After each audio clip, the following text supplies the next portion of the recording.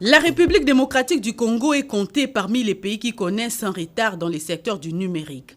En cette période où la pandémie à coronavirus impose ses lois dans le monde, l'idéal est que toute personne soit capable de se connecter facilement à l'Internet et c'est à moindre coût. Ce qui n'est pas le cas en République démocratique du Congo. Le gouvernement de la République est conscient de cette situation et compte remédier à ces problèmes. Il est aussi ouvert aux partenaires qui comptent investir dans ce sens. Nuran Wireless, une société canadienne qui fournit des solutions sans fil mobile à large bande, va bientôt mettre son expertise au profit de la République démocratique du Congo. Une délégation de cette entreprise canadienne a été reçue ce samedi 10 juillet 2021 par le directeur général de l'autorité de régulation des postes et des télécommunications, Christian Katende. À l'issue de l'audience, Gaël Kampan, à la tête de la délégation, circonscrit les cadres de cette rencontre. Nous venions en fait présenter notre projet de Nuran que nous avons conjointement avec Orange pour faire la couverture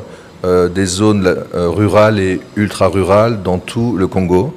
On a un très grand projet là qu'on est en train de lancer et donc on discutait des différentes synergies qu'on a avec les initiatives du gouvernement pour réduire la fracture digitale et désenclaver les populations qui aujourd'hui n'ont pas encore accès à l'Internet ou même à un simple coup de fil. Installée dans une vingtaine de pays, l'expertise des Nuran Wireless n'est pas à démontrer, a expliqué l'investisseur canadien. Nuran Wireless, c'est une entreprise canadienne, québécoise précisément, qui est dans le génie industriel depuis plus de 30 ans et qui développe donc des produits de radio, de téléphonie radio, à la pointe et qui a développé un produit, plusieurs produits qui sont dédiés aux zones rurales et ultra-rurales, c'est-à-dire qu'elles sont faiblement consommatrices d'énergie.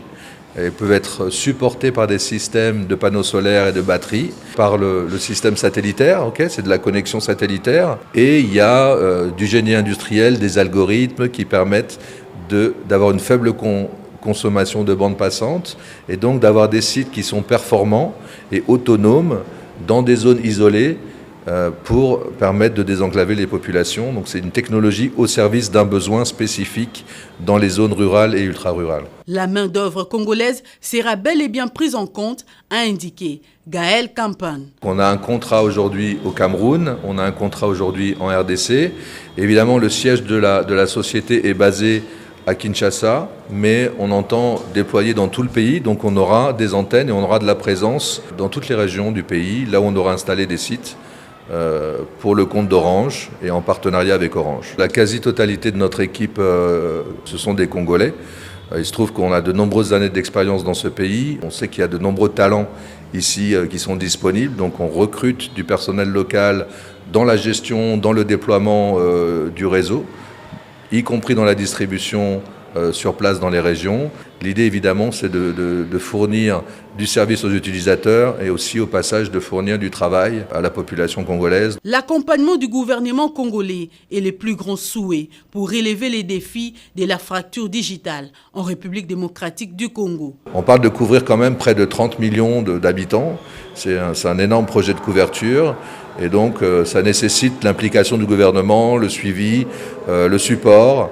Et on est très content de l'accueil que nous avons reçu du président de l'autorité de la régulation. À titre illustratif, les pays dotés d'une infrastructure numérique médiocre sont ceux qui ont le plus souffert en 2020 au début de la pandémie à Covid-19.